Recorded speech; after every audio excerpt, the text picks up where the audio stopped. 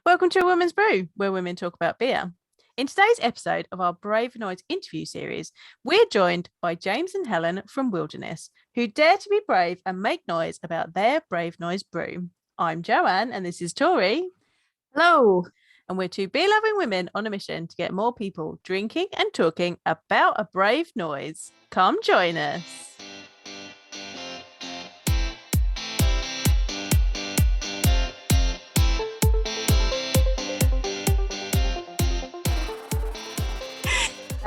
Cool. James, Helen, both of you, would you like to introduce yourselves? Tell us a bit about who you are, where you're from, and what your roles are. James, you have to Okay. Who's going to go first? I should have put my project management hat on and delegated. Okay. Well, so I'm James. I am the head brewer. Is a very grand title for a company with two people in, but I am the brewer at Wilderness Brewery from mid Wales. And Helen is. Hello. So I do some sales and marketing with Wilderness, based out of Newport. So a little bit further down. And I've only been doing it since December. So we're now a team of two. Cool. My sister-in-law lives in Newport, so I know exactly where Newport is. And I go there on the odd occasion, so know exactly where you are. I wasn't in for a long time. I just moved. So and you can 100% be the head brewer. Like, I'm the head educator of Love Beer Learning, and Love Beer Learning is me. Okay. You can call yourself whatever you want to call yourself. Grand title. The grandmaster of beer, I think, maybe should be a good one. Yeah. Well, when it was just me for a long time, I was like, I mean, I guess I just don't need a job title because yes, I'm just me. Yeah. But, Everything. Brilliant. Yeah. You can just say HOD, and then if anyone's like, which department, you could be like, all of them. Yeah. I quite like that, Joe. I think you need to use that. Oh, I need to use that. Yeah, that's my new one. So, as everyone will have known at this point, because we've probably talked about it to death, and I'm happy to keep talking about it till I'm blue in the face and people are sick of me and telling all of us to be quiet about it, because I will not be quiet about it. But Brave Noise, there's been only a handful of breweries to date in the UK that have chosen to be part of it, and yourselves, Wilderness Brewery, have chosen to be a part of it. What led you guys to choose to be a part of a Brave Noise? Well, it was funny. So I had seen it and thought, that sounds great, really keen to do it. But my hesitation was when it was just me, as like a sort of straight white guy, 30s, feeling like I don't want to look like I'm taking advantage or anything, like jumping on any sort of bandwagon, even though that would not be the thing. And then the other half of it is like, but if straight white guys who don't suffer any real discrimination don't be like, it's important to stand up for stuff, then that doesn't help either. But then when Helen mentioned doing it, I was like, oh yeah, okay, someone else saying it's a good idea makes me feel less like a bit of a dick. So I don't know, that sounds reasonable. yeah I think that's all 100% valid. I think it's great that you did want to take part in it, even though it may not be like you're like, oh, I'm straight and I'm white and I'm a male and it doesn't affect me, but it affects all of us, and to have you as an ally is really important to us as well. So thank you for thinking about doing it. Well, it's a good thing, right? And like not doing it, and I'm sure we'll come on to this, but like it's a really easy thing to get involved with. Yeah. So choosing not to is a real choice, I guess. I think it is something that I think we've had these conversations with, which, I mean, anybody listening to this will have probably heard it in other conversations we've had on here as well, that it is a choice. It is more or less, like you said, a choice to not do it. And I sensed your hesitation when you were like, do I say straight white male? Like you were like, ooh, like it was almost like that was a dirty word that you shouldn't say. And it's like, no, because I think that's quite important to be like, no, that is, you know, that is how I identify. And the fact that, you know, I just want to say from my perspective, the fact that you were like, yeah, okay, that made me a bit hesitant. It's like, well, actually, as you said quite rightly, I think the more people that are like, I haven't faced this level of discrimination myself, but I still feel that's important, and they choose to speak up, that's quite a compelling story in itself, to be like, yeah, it's showing you don't have to be a person that has necessarily felt that head on to still be like, yeah, it's important and I stand for that. Yeah, and I say, if you haven't experienced it, you've at least seen it, and that's, you know, I feel like the total stereotypical person in the beer industry, like, I'm a brewer, I'm like my age, I've got a beard, you know, like incredibly boring. So, you know, I face absolutely no discrimination in the industry at all, but I've definitely seen other people face stuff, and it's not great. It's scrappy. But you can also see that, like, I don't know, I mean, someone like James, who before I was working at Wilderness, I was like, oh wow, like, so if you go onto like the Wilderness website and stuff, there's like loads about like it's like our stance, but I mean it's James's stance, and it's all about like, you know, basically the fact that he wants to be able to support everybody, and like, you know, like they're sort of anti-discrimination and everything else, but like if people like, I guess, James feel nervous to do it, then there's going to be loads of people in beer that who do just, I think sometimes, and I've seen it quite a lot in beer, people kind of like panic themselves into a standstill because they're not quite sure how to, I don't know, they don't want to say the wrong thing or do the wrong thing, and I guess co-opting the wrong thing, definitely. So I think that it would, but then I think this is where this is really important, because hopefully then there'll be other breweries that hear it and hear that there are lots of people getting involved, and they can be like, oh, okay. So yeah, that's just what I think. Completely. You're not the first person I've heard either to say I was hesitant to get involved because I felt like maybe I needed to elevate other people's voices and I wasn't sure how to react to it. Like, I've heard that come up quite a few times with quite a few people that I think felt quite similar to you, James. And yeah, I hope that this does help those people know that, like, yeah, it is really important to speak up from an ally standpoint with this stuff. And like something I really like about it is like the branding of the Brave Noise stuff. Like, you, for the most part, most of the breweries like sort of take a step back with the branding of it, and it's like, look, this is a united front of people, and the fact that like it's Wilderness Brewery that's brewed this particular one, like that's less important than this is there with a statement of like, please stop being pricks.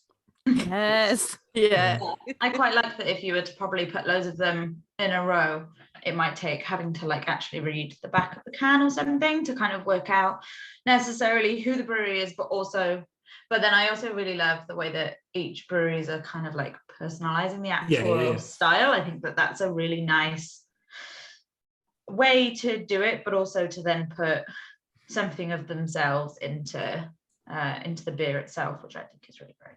But I think that was a really interesting point, because I know like the Mirakai one we did, they put all of our faces on the can, and and that was really like a cool thing to do. But I think what they wanted to do is they wanted to showcase the community that helped sort of do it, which was really, really brilliant. But I never even thought about it in the sense of what you were saying about like the overall branding of when you use that, the other ones that the majority of people, you know, have used, that come with the kit that say, you know, here's the branding to use. I never even thought about it in the sense of like, it's a step back from being like, here is Wilderness, or here is another brewery, you have to really pay attention to actually who it was, and it really puts the Brave noise front and center. It's something I hadn't even thought about until you've literally just mentioned that, Helen. So that's really that's really cool. really cool to think about that, actually. Yeah, like, well, it also, like, it's one of those things, like, the barrier to doing it is, again, like, lowered by the fact like they've already designed a label for you if you want to use it, or if you want to put your own personality in and say, like, no, we're really behind this, we're really doing this. Or then you can, like, I can see the ones behind you, Jan, like the Meraki one, and is that the Vault City one as well? Yeah, the Vault City one. There's like, a bit kind of nice combination of the two. I do like the amalgamation of the two. I do think that's really nice. Yeah, it's really good. But everyone's at least using, like, the same name, the same general color scheme. Yeah, like, they're definitely all, like, standing together, aren't they? Which is great. Like, it's really cool. Yeah, I like it. So what, if I can ask, Helen, like, what made you bring it to James's attention? Well, I knew about the Brave Noise stuff for a bit. I run a like informal drinks publication called Beer and Collective, and we've kind of done bits and bobs of work with people like Fred Navarro. So because through that connection, really, the Brave Noise had kind of, I guess, well, actually, finally, it came into our inboxes when Ash emailed us to ask for some UK. They were looking for people to help with, like, I guess, charity suggestions and, like, different causes that you could support. And you know, Ash was like, oh, well, we obviously have got quite a good handle on, like, the US and, like, Canada side of things, but, like, who would you sort of suggest? So we kind of helped with the putting together of the sort of recommended charities list, which was, I mean, yeah, that was really great to kind of help out with. It's always really handy having, like, I've found that just with other things where I've been like, oh, sometimes you need to know which, I guess, groups are, you know, legit, unfortunately. So yeah, I was really happy to be able to help out with that, as was my co-editor Rachel, which was really cool. Yeah, and then before that, I mean, I've been in a bar for like 3 years, and then I think then when I started with James, I don't know, I just suddenly had this realization where I was like, oh, I can actually, like, get involved with that stuff, like, because from a bar perspective, you're like, oh, it's cool because we can, like, try and get it in or whatever, like, and it was quite nice to suddenly be like, oh, I can help in a different way and actually get to be involved with making it. So it was more just, well, yeah, it was probably one of the first things I emailed you about. I was like, it's like I just realized that we could do it. So I just thought, wow, we should. And I mean, at the time the deadline was like March, so I was like, cool, so I know I've only been here for like a week, but we need yeah. So although that's just, I mean, I'm sure James has had enough of me bossing him around, but no, that's precisely, you know, that's everyone needs a Helen in there. Their life is my new, but yeah, I just thought it'd be really important, and also really important because I knew that there weren't a lot of people in the UK doing it, especially in Wales, and I just thought as I guess, like, to basically be the first people to do it, I was like, it's a big, like, representation of, it's like, I just thought it would be such a shame if by the end of it there were no breweries from Wales who had stood behind it. And I don't think it is to do with necessarily the people that are running Welsh breweries. I think it's more to do with the reach. I don't think it's necessarily gotten to certain people. So, but it's been really nice doing it and kind of starting to, I don't know, speak to other breweries and, like, encourage them to be involved. But I also think that sometimes if breweries have full teams of men as well, they probably are like, can we do this? Like, are we allowed to do this? So, but I mean, the answer is yes.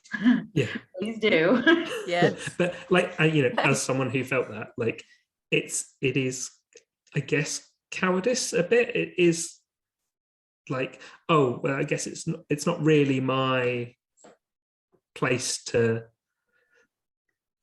to get I can involved. see, And yeah, I can see. I Yeah. think some people kind of have that feeling from. I mean, I'm making an assumption, but based on conversations I've had and the like, I think some people feel like not even so much of the cowardice per se, as much as it's, you know, should I be the one that does this?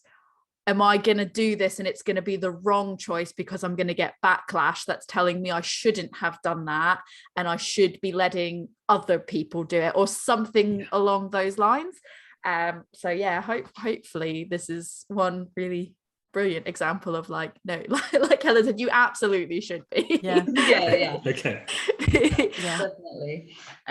Yeah, for sure. It'd be quite nice to, I'm hoping that, especially when ours is out, hopefully it'll start to encourage other people, and even encourage, because I think that bars and bottle shops who have relationships with different breweries, I mean, it's easy, like, oh, are you gonna make one? Like it is such an easy kind of question, because some people are just like, oh, I just didn't think that maybe I was supposed to, or but it would be really cool to see more people getting involved with it, for sure.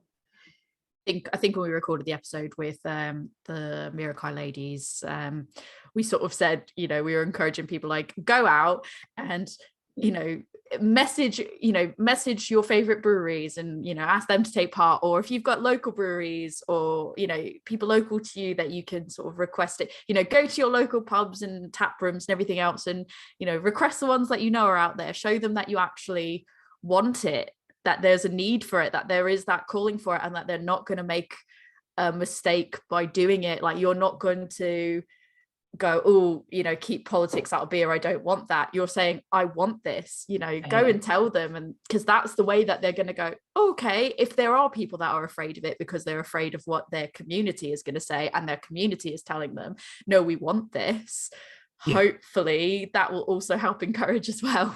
Yeah, for sure, especially in an industry that can be so heavily led by like hype.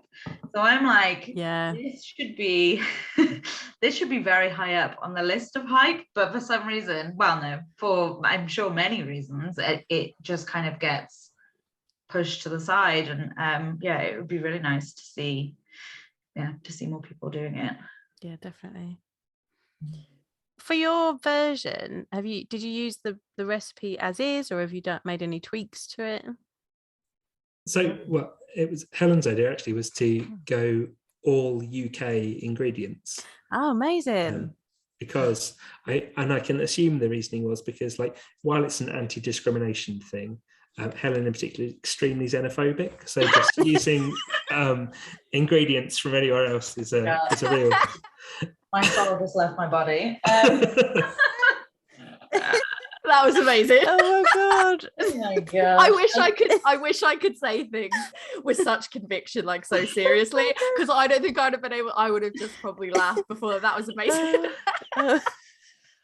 Okay, so that's not why. I do like to always preface my like passion for the utilization of like UK ingredients with like, this is like a non-Brexity opinion. This is more of an environmental thing, because in anything else I'd be like, no. I'm like, no, I just think it's really great.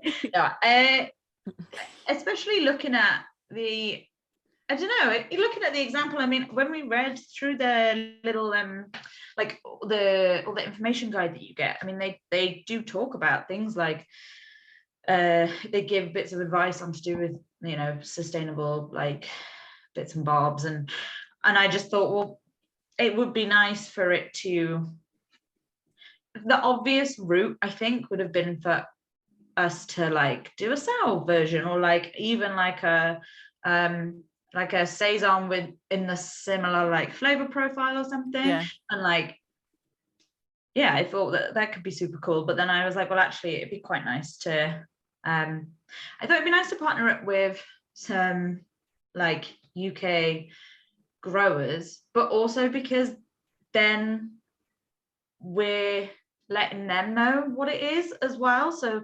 last year I got to just after I quit my bar job, last year, I then went and did, I worked a cider harvest, and while I was living on the orchard, basically, there's also a hop farm there called Brookhouse Farm, and I knew that they've been doing lots of experimentation with sort of new hops, and I knew that they also had this sort of UK version of Chinook, and which I'd heard good things about, and I just sort of thought, maybe it'd be nice to get in contact. So sort of linked James up with the team there, and it's just been really lovely, and they've been brilliant, haven't they?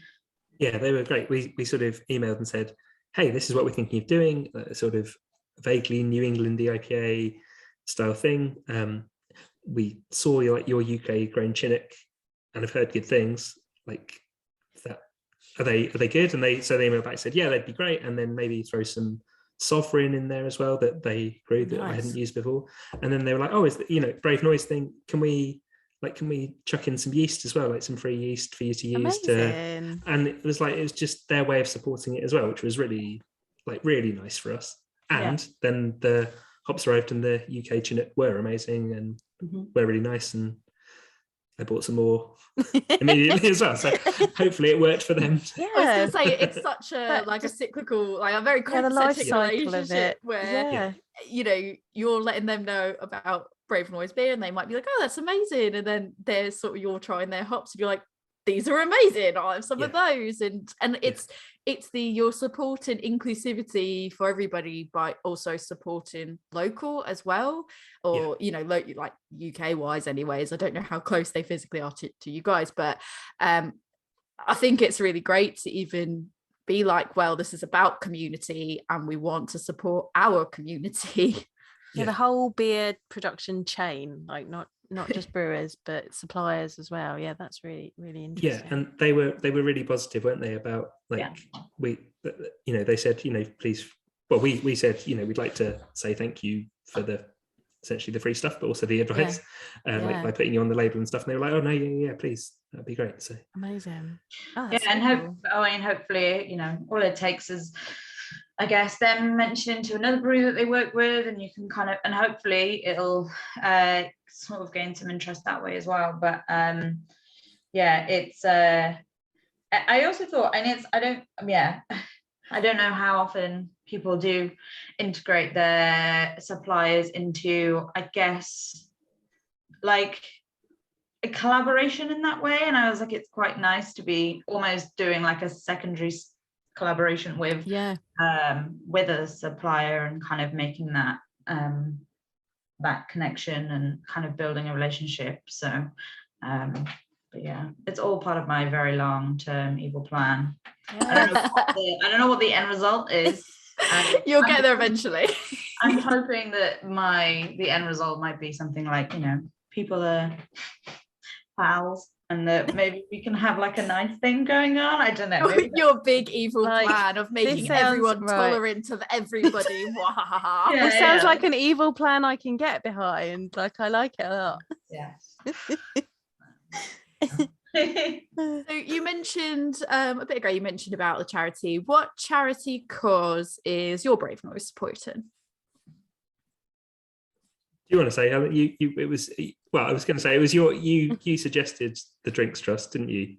Yeah, I did. I discovered the Drinks Trust last year during lockdown, and I was quite taken aback, actually, because I was like, I've been in hospitality for however many years, and I had no idea that they even existed, and which is the fault of, I would say, many people, but not necessarily them. I think it's more of a kind of sort of, it's a bit of an industry problem sometimes, with employers maybe wanting to point you in the direction of resources that might be nice for staff. So and I just thought that what they were doing was fantastic, and I've kind of always wanted to be able to support them in some capacity, but with Beerin being the way that it is, and that we're like Patreon funded and stuff like that, I was like, we sort of grew a bit of a relationship with them through that, and then but it's always been this kind of weird, like, we want to support you but we can't like monetarily support you, and that always feels a bit like, I don't know, sometimes you're just like, oh, it's so frustrating because it's like not enough. So we just tend to do a lot of like signposting, and I just thought this was a really great opportunity to kind of like, I was going to say put my money where my mouth is. Put James's money where my mouth is. And then again, you know, it's just, we're all helping each other. No, look, like, it's a really good, like, they seem like they've done amazing stuff during the last couple of years, because the last couple of years have been really hard on hospitality. Yeah. So, you know, just having resources and support, and, you know, mental health support for people and stuff, because lots of hospitality workers don't get that much support from employers. It's not exactly renowned as the world's most supportive industry. Not that there aren't great people, but like, we all know there aren't. Yeah, there are some not great people. That's and hence brave noise. yeah. Then we come circled round back. I think that's I think this is just one step closer to your evil plan, Helen, of making everyone tolerant and caring for each other. Drinks trust. Oh, I cannot wait to try the Brave Noise beer. I can't wait to order some. I mean, we are drinking your beers. I've got the continental hopped bitter, which is really, really lovely. I've just been sitting in this. I've got a British saison. It's absolutely beautiful. I'm going to a beer festival, an Easter beer festival. Just dated it because we don't know when this is going to come out, but I've just dated it. I'll go to an Easter beer festival on Friday, and I was flicking through the list of beers they put out, and they've actually got your Brave Noise beer on at the festival, and I'm like, that's literally the first beer I'm going to go get on Friday. That's cool. That's nice. I was like, I'm talking to them on Monday. I'm going to go try that. I'm going to go get it on keg. So I'm excited for that. Well, that's good. Well, in the interest of full transparency, it is currently only available on keg, because we did one batch, and I thought it came out really nicely. I kegged it all, and then I absolutely ruined the canning. So so I had to quickly brew it again. So I've been canning today. So a couple of weeks there will also be cans. Amazing. Yay. But probably by the time this comes out, there'll be cans. And I can't wait. Good. I cannot wait to grab some. I think people think we're really dragging out the launch, and I'm like, no. Accidental like PR technique there. You're like, wow.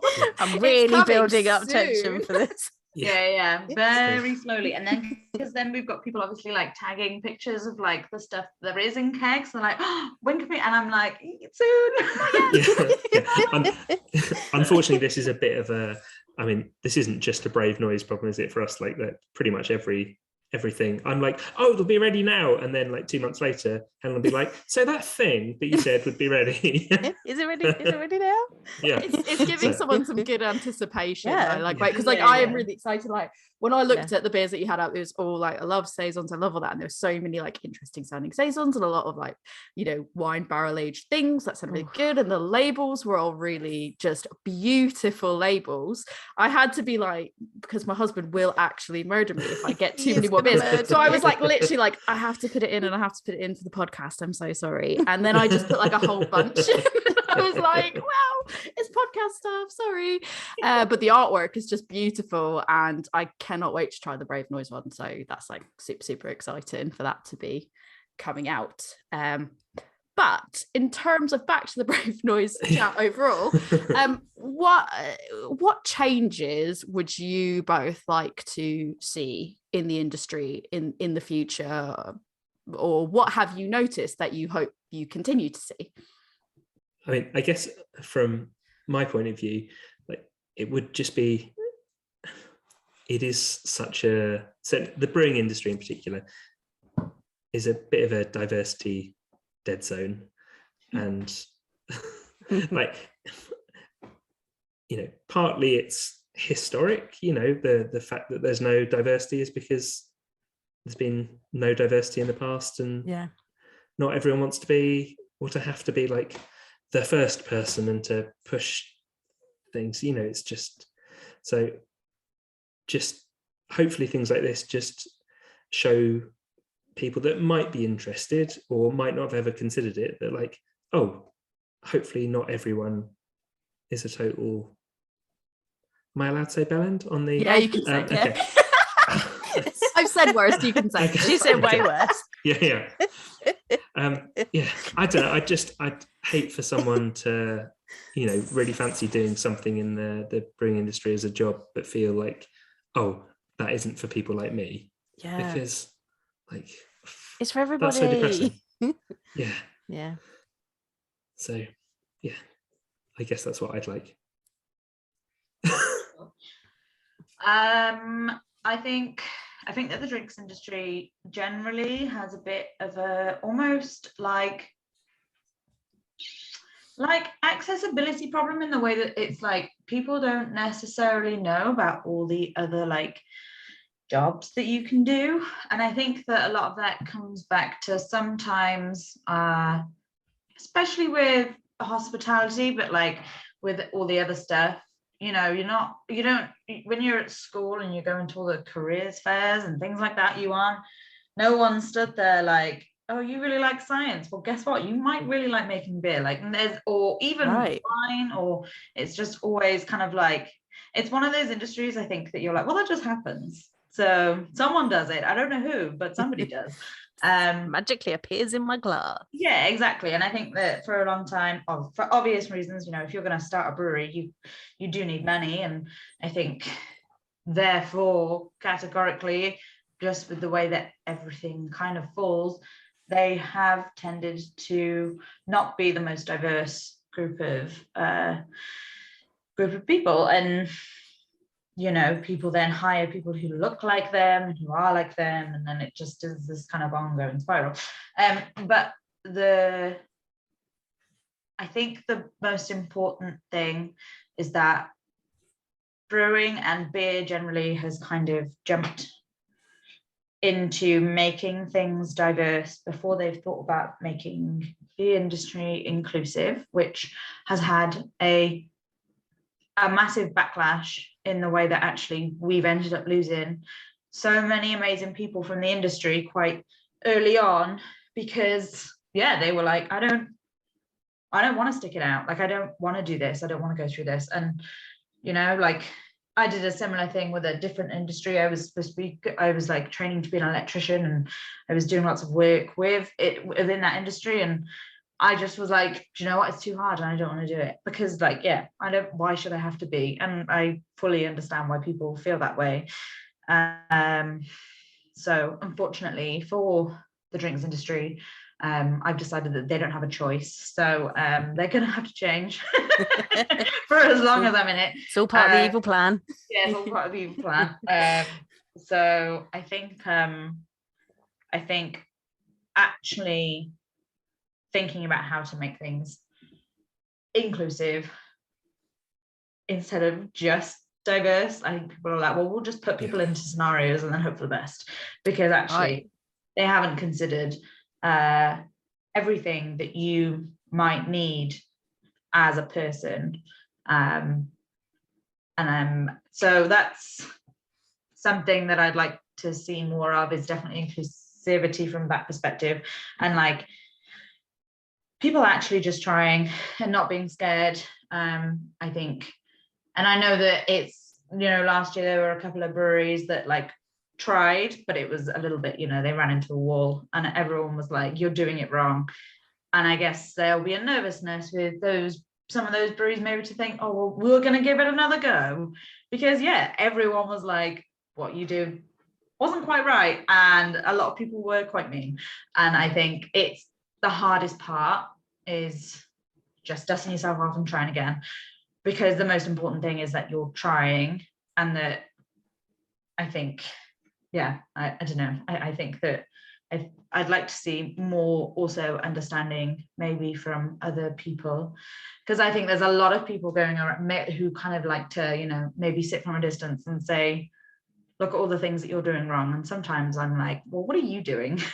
Because you've not tried at all. But there are always people there to, I think, pick on people when they It's like they're waiting for people to make a mistake. And I think that really doesn't help. No, You aren't helping the fight for equality at all by pointing out every single thing that someone does wrong, especially when they're clearly trying. So lots of things. Sorry. That's really good. There needs to be, absolutely. I think there just needs to be forgiveness, because I can only speak for myself from my consumer perspective. I'm willing to have forgiveness when I know that a brewery like had no ill intent, there was no malice behind it, they were doing what they thought was the right thing or the best thing, and then they can demonstrate, okay, maybe I didn't get it right, but I learned from that, and and there has to be sincerity behind it. Like, I sincerely did not intend for that, I have learned from that, and I do want to do better and try harder and, you know, make things right. I think you can kind of tell when someone's giving you lip service and they don't really mean it, and I think though that's when you can kind of go, I'm dubious of it. But I think if someone really is demonstrating like sincerity and humility and is like, I really want to try again, there has to be some level of forgiveness there, because they're not going to want to dust themselves off and try again or do the right thing and correct course if they feel like it doesn't matter what I do, I'm always wrong and everyone's always going to be angry at me, and, you know, what's the point of trying, sort of thing. And then you never see any change in a positive way. Exactly. And I do think that, and I know for a fact that there are lots of different people in the industry who are also maybe doing things, you know, quietly. They're having conversations with different people, they're speaking to, you know, various like diversity consultants and all that kind of thing. And I think people are like, well, you've not said anything for however many days, and I'm really cross because I want you to tell me every single thing that you're doing. And I understand that suspicion. I'm deeply suspicious of like a lot of companies and a lot of businesses, but I think that it is also good sometimes to, like, I don't know, just take pause.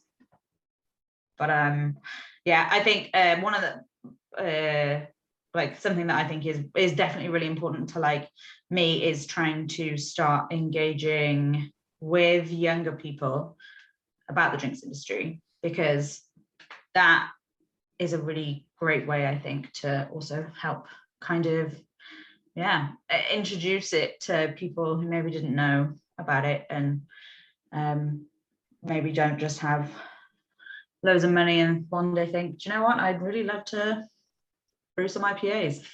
I wish I had known about my options. I think the problem is, like, at least in the US, what I think the struggle is there is, and I'm from the US, and I think the struggle with that is you can't legally drink till you're 21, and that creates that sort of, by the time you've already legally been able to drink, it's almost too late to cut, like you're already most of the way through uni, and it's a very expensive choice to go back and go, oh, maybe I didn't want to do this, or I need to change course to get into that. So you kind of, I think here where you can drink at 18 and you can be sort of working in a bar at a younger age, bussing tables and doing any of that, you get exposure a lot sooner than maybe you get in the US.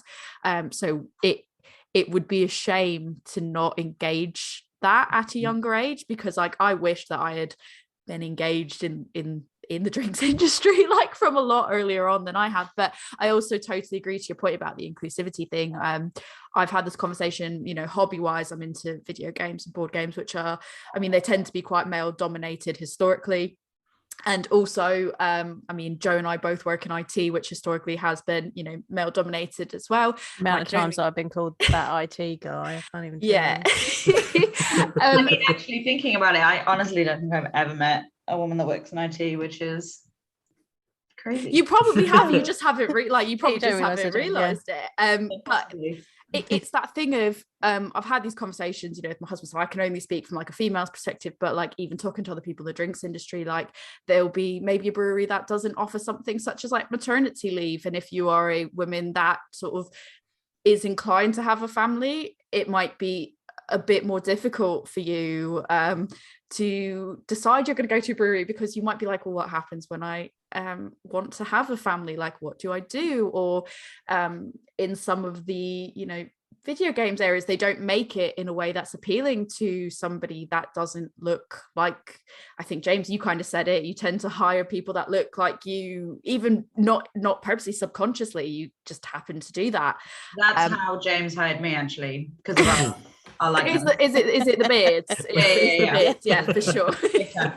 I really hope people are actually watching this and they're not listening, and they're just like, oh, okay, big beard. Yeah, okay, cool. Yeah, Helen's got a beard. Why not? Yeah, and very luxurious ears. I'm very envious. So on that point about what you'd like to see in the future, is there anything from a Wilderness Brewery standpoint that you have decided you want to start doing in future? Is there anything you're already doing that you just want to take the moment to sort of shout about and be like, we're doing this really great thing to promote positive behaviors? All the things, like, from my point of view, from when we started, it's small things, but it's only ever things that I feel like that's just should be the normal thing. So, like, if our customers are not in favor of people being treated fairly and stuff, I'd sort of rather they weren't our customers. And it's just, it's nothing major. It's just trying to make it clear that, hey, we have some values, and if you don't have those, what we see as quite straightforward basic values, there's definitely breweries we can point you towards that will certainly cater towards your views rather than I just want to hit you with a stereotypical preach, because that is just like literally just hearing someone be like, if you don't stand for, just to vocalize, like, if you don't stand for equality and treating people fairly and you prefer intolerance, then maybe it's okay if you're not our customer. Like, that is really refreshing. Like, every time I hear somebody say it, I'm like, yes. And like, because I think it's so common, the I don't know, especially from being from hospitality, that response from some customers that you get, but they're like, well, I'm going to take my business elsewhere. And then I think people sometimes panic. Because But some companies are, and I understand, like, obviously the stress of, like, I don't know, I don't understand, because I have no money in any of this, so I'm just like, well, what are you gonna do? But like, I think you try to understand, also I understand why you might have to make that choice, but why would you want to have to make that choice? And I think, but I also think, I don't know, I think that's one of the things, I think that, well, that was one of the reasons that I was like, I'd really like to work with Wilderness, because I think by the time when I left my bar job last year, I was like, I think maybe I'm kind of over beer as a concept, and then went and worked inside it for a bit, which was absolutely lovely and had a really nice time. But I was like, it is going to take, I guess, a lot. I was like, for me to go back in, it's going to have to be with someone that I trust for sure, like a company that I trust as well. So I thought, I think everything that, I guess, Wilderness is about, I was really interested in. And also I thought, well, then maybe we can, I thought, oh, it would be quite nice, because I guess James will be quite amenable to suggestions like this.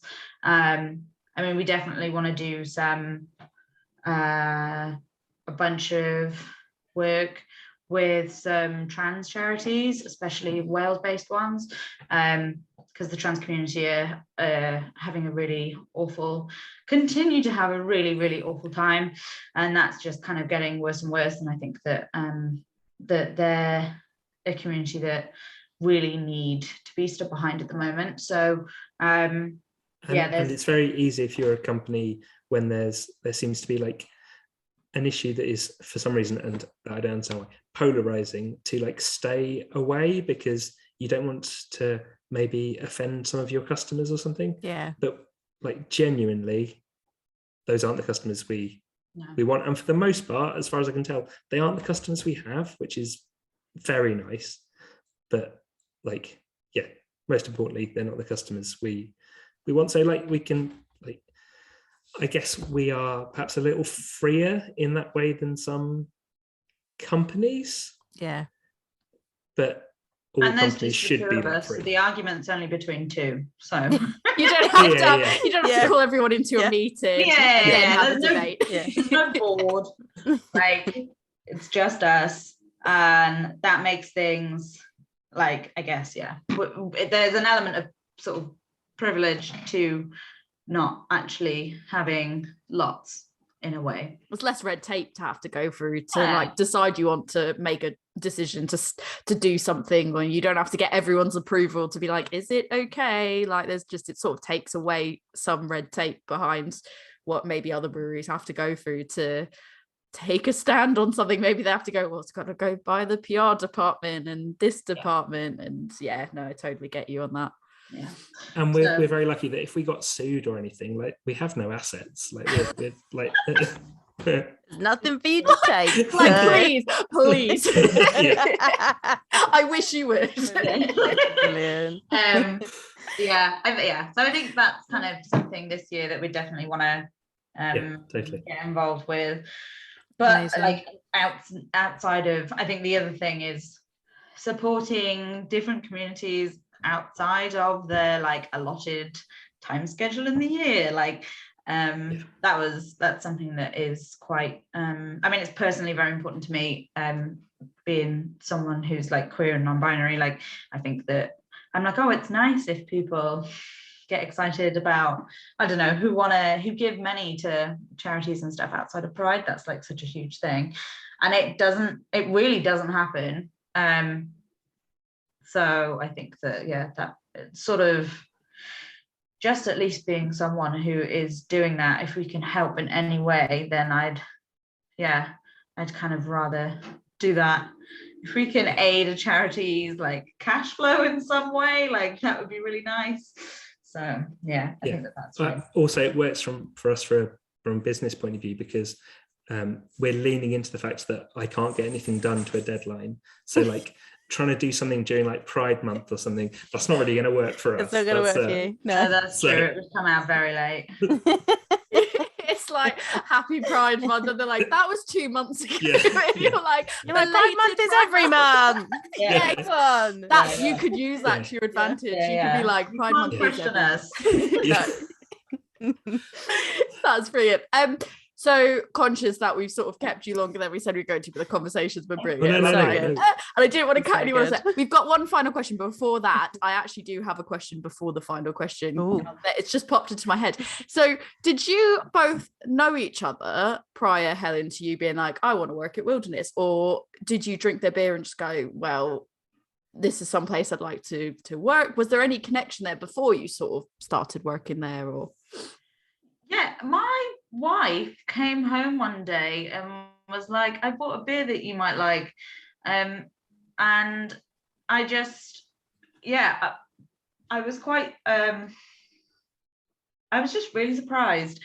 Mainly because, she does buy me lots of beer. Mainly just because of the fact that, like, so she has historically not always been super into like sours and wild ferments, but has gotten way more into it over the past like couple of years. But so I was almost quite annoyed that she'd discovered this brewery that I hadn't heard of. I was like, but you have no right. What do you mean How you know dare brewery you? about? And I don't I'm know furious that you've gifted this to me. But thank you. But we tried it and I really liked it, and I can't remember the name of it. I remember it was the one with grapes. I know that's so unhelpful. No. Modern one with Love, grapes. that would have Modern been. Love. Oh, Yeah. good name too. But yeah, and I was really into it, and then actually I asked James. We did at Ep3, we did a Welsh Drinks Month last March, and we kind of just had lots of people. Like, we wanted to do like just a kind of, everything was going to be themed around drinks made in Wales, and we didn't really do a lot of like necessarily spotlights on business owners. It had always kind of been workers and stuff. But we decided that because of a lot of the Welsh drinks industry is quite often quite small and doesn't have like big teams or whatever, we kind of chose a couple of people that we wanted to highlight. So we asked James if he would be up for just writing a bit about what Wilderness are and do, and thankfully he said yes. So, and then, in a conflict of interest, I didn't know he was going to give me a job. So Yeah. that was like March last year. I didn't get offered a job until the November. I would like that on record. No, You have to say I'm working there now, but I swear it was not bribery. Yeah. Brilliant. Well, it was really funny because so I hadn't wanted to hire anyone. I hadn't, it was my little thing and I liked it, but I knew I needed help. And I was like, well, because we chatted before and I'd written something and I was already aware of Birham and I found out a bit more about Helen. I was like, oh, Helen seems like someone that could really do some stuff that would be great. And then at one point you were saying at the end of the cider harvest I'll be looking for some stuff, and I was like, oh, probably have loads of stuff to do, but would you like to help me a little bit? And you were like, so that was great. You do all of the stuff that I don't want to do. When I was like, yeah, right, I guess. Yeah, that sounds good. yeah. So I can recommend. Sorry, no, I can't recommend. Don't recommend. No No more. one is allowed to. You want to keep Helen. Don't. No one is allowed them. If you need a really horrible reference that's really undermining, I'll do that. They are terrible. Do not take them away from me. Yeah. I just it just popped into my head as you were both talking, and I was like, I need to ask this question because I don't want to message after and be like, so how did you both? I'm like, I'll just ask now. Which leads me to the final question. Thank you guys so much for both of your patience and your time. It's been really helpful and insightful. I think it's going to be really good. But my final question to you both would be, is there any message that you would both like to send to any brewery that's maybe considering doing this? I think you kind of touched upon some of it before already, but anything extra you want to add or reiterate? Breweries considering it, or maybe breweries that haven't even considered it but might hear this somehow. I don't know, we'll see. But I'm sure Helen would be way more eloquent, but in the sense of breweries that don't know, want to show that they are not horrific people, but are worried about how to do it and stuff, this is the easiest possible thing you could do. It's all organized for you. It's great, and it's just your way of saying hey, there's some people that stand for something and we aren't actively against that, so here's a beer. It's brilliant. I love it. But the nice thing is you can do as much as you want as a company around it, but the barrier to entry is really low, and it's a really good project, and people should do it. And homebrewers should do it. There's a homebrew recipe. Homebrewers should do it. We did it. Oh, amazing. Oh, we did it. And it tasted really good. I think this is our last one. We did it as well. That was great. We did We it. had to tweak it a little bit, but it tasted. I didn't have any mosaic, but we used an English hop called Martlet that I happen to have some of. Yeah, so interesting. Yeah, and it was Tori's first ever go at homebrewing, so it felt like a really good thing to do because I was teaching her how to homebrew. So yeah, amazing. Oh, that's fab. I love that. Definitely. They just need to do it. Also, the other thing that is a little known fact, if you're a cider maker, you can also do it. That's really That's brilliant. They've opened it up to cideries as well. So I think with the idea that, you're kind of making something that is, I guess, just it sounds really stupid to say fruity. I don't mean fruity. You know what I mean? Yeah. So if there's any cider makers that want to get involved as well, they definitely need to hit up the Brave Noise lot, because they'll answer like any questions that you have about how, because they've basically, because of the way that cider is, they've not given like a like a recipe. So, but yeah, I would definitely get involved if you can. That's really interesting. I didn't Yeah. even consider that. I just assumed I didn't even think that far ahead to make that assumption, if you know what I mean. Like, I didn't even process the fact that, oh yeah, actually a cidery, I don't know too many. I know Little Pomona, which I've not tried myself, but I hear is amazing, so I've wanted to try them. But just the idea that cideries can make it, why not?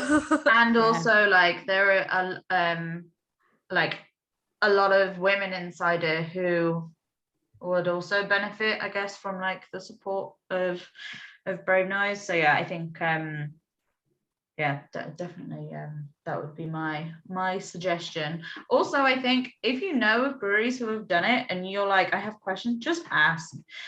Let's 100%. like, don't just like There's no gatekeeping. There's no gatekeeping. But don't dwell in panic about things. If you're not sure, just shoot them a message and be like, hey, in the same way that maybe you would if you were like, I don't know, struggling with a beer that you're making. That's me pretending to be someone that brews beer. Well, it's very convincing, because it's exactly what a lot of people that I know that do brew beer have turned around and said, that we're not gatekeepers. The malt doesn't work. I don't know. I think we've spoken to people as well who are like who are brewers, and they've said, not even about Brave Noise per se, but they've said there was someone that we spoke to, not on the podcast but off the podcast, who said the best brewers will be the ones that aren't afraid to talk openly to you about, like, if you need help, they're willing to help you. They're not afraid to keep their recipe behind lock and key or anything like that. They're willing to help and do what they can and support each other. And so I think there is, you can say like, oh, I say that as a person that doesn't do it, but I mean, it's the spot on answer from what I've heard from people that do it. So yeah, no, totally. The nice people are really nice. Yes. And therefore they should do a Brave Noise thing. Yes, they should. We just need the evil plan to start working where everybody is the nice people.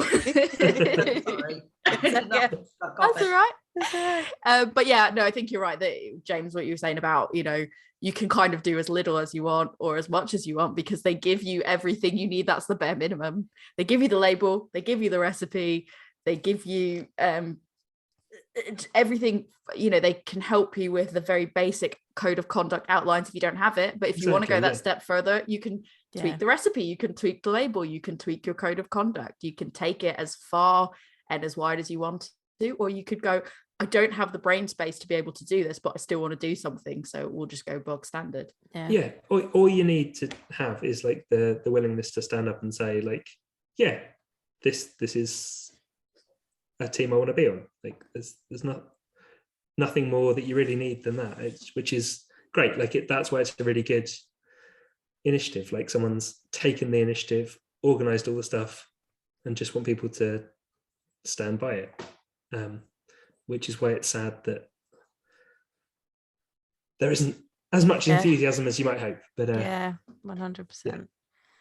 I hope by the time this comes out that there's a cidery that has decided to do it, because I am now, you've put that into my head, and now I'm like, I'm really interested now. I want to try that. That would be really good.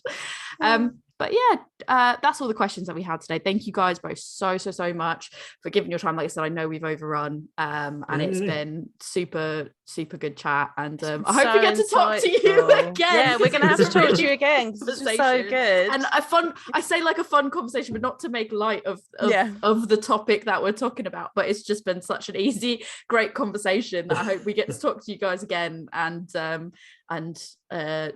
more about you both as opposed to to the initiative as a whole. But thank you guys both for agreeing. Thank you so much.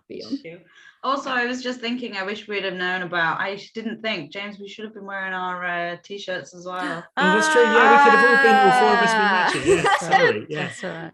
I was going to say Terrible. twinning, but it's not really twinning, like quadrupling. I don't know. Yeah, that would have been Next time. fun.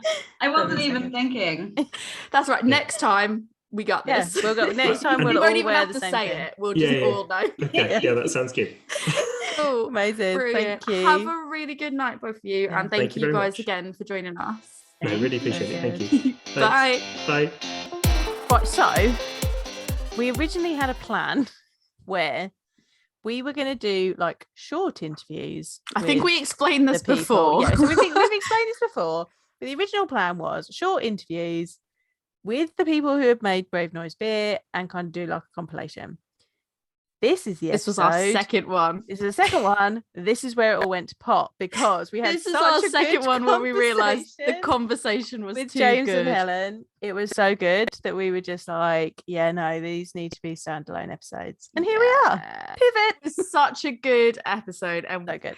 even talking about something so serious, they were able to make us laugh and make us like, it was just a really good conversation. And like, I'm a person that's got like really dark sense of humor as well, and like having that energy as well, even when talking about, especially when talking about something really serious, like I was just like, yes. And I felt like it just made the atmosphere, and the conversation was so good. And that's when we finished and we were like, well, shit, I guess we're not making, and we're gonna have to do full episodes. yeah. And then we felt bad because the first one we did, we Yeah. were very like, all right. Like Frankie was like, so good. yeah. Frankie from the Park Brewery Frankie, was so good. yeah, Frankie She knew the brief. kept She was like, we have yeah. to do this. Frankie knew the assignment and she executed it perfectly. Not that Like, James and Helen didn't. no, but it was but- definitely that thing where we were like, we just got carried away with like Yeah. because we tangent, and we were like, they'd say something and we'd be like, hang on a minute. Okay, let's go into that. And then Yeah. we thought like, oh no, and we didn't want to cut off the good flowing was so conversation as good. it was happening. So yes, you was got a good. series now. We hope you because of enjoyed this it. episode. Yeah, we hope you enjoyed it too. It's been excellent. This is episode 3. If we got this far and you don't realise, this is episode 3. That hopefully there are more to come. Breweries. Yes. If you have made We've one of contacted a these few that and are a over my few- shoulder, Yeah. and I haven't drunk it yet, you need to get hold of us because we want to talk to you. Yeah, we've we've you up.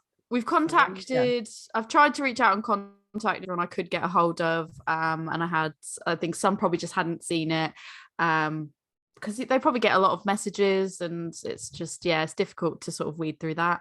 And then some of them did come back, but there were some delays because people were unwell or on holiday or anything else, or they hadn't made it yet, or there were like legitimate reasons why. Yeah.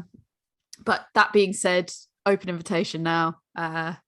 We've had some really good conversations so far. We've had a few really good conversations, and we want to keep having good conversations. And really, Joe's just going to drink those beers if we don't. Otherwise, have the I'm just going to drink them. Like, we'd like to drink it. We'd like to drink it with you. I've got 3 full talk ones back about there. it. I'm just We'd going to like drink to- it. Yes, we'd like to drink it with you and talk about it. For Yeah. us, just Joe drinking it on her own, Yeah. and just enjoying it herself. Just enjoying it. Yeah.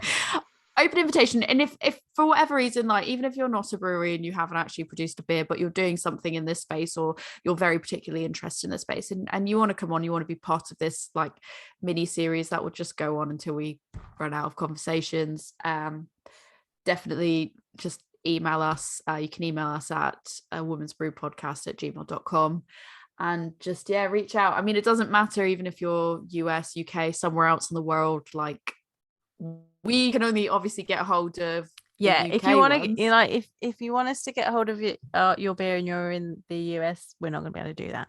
We'd still like to talk to you. Although, to be fair, like, if it's somewhere that my mum could conceivably That's pick true. it up, she is coming over in November. Yeah. So there's that. But even so, like, we don't care if we have the beer or don't have the beer. Like, We can that's still talk to you. not the focal point of the episode. We still want to talk to you. And have the conversation. So it doesn't matter where in the world you are. If you want to be a part of this conversation, reach out, let us know. Because we're still going to keep talking about it. We're not going to let any of you forget about it. So. It just means that if no one wants to actually like speak to us, we're just going to have to. We're make just going to we'll just talk about stuff. We're aiming for like one Brave Noise release a month. Yes. For at least till the end of the year. Yeah. Because we just want to keep it going for as long as possible. The more people that want to join in the conversation and we can make it roll over more than a year, absolutely great. But minimally, we want to make it until we want at least one a month, until effectively when the Brave Noise initiative closes, which is beer being released in December. So maybe January. We'll aim for January, because really, if your beer being released in December, we could still talk to you in Jan. Yeah. So if we can make it all the way to January and not run out of things to talk about, and it doesn't just become us sitting there just going Brave Noise for like an hour just to talk about it. I mean, I'm not above that. I'm not opposed to that. Yeah, I mean, I'll do it, but it's probably not as interesting for you to hear that. So we should like then just start like clanging the cans together. Do do do do. Do you know that like that TikTok video where it's like do. That's the one that made me think about it. I've not seen it, but you keep talking about it. I love so I feel that. like we need to do it. I cannot believe you've never not seen seen it. it. I'm gonna sort that My out. algorithm is different to your algorithm. No, I think this was originally a Vine video. Oh, okay, that's why then.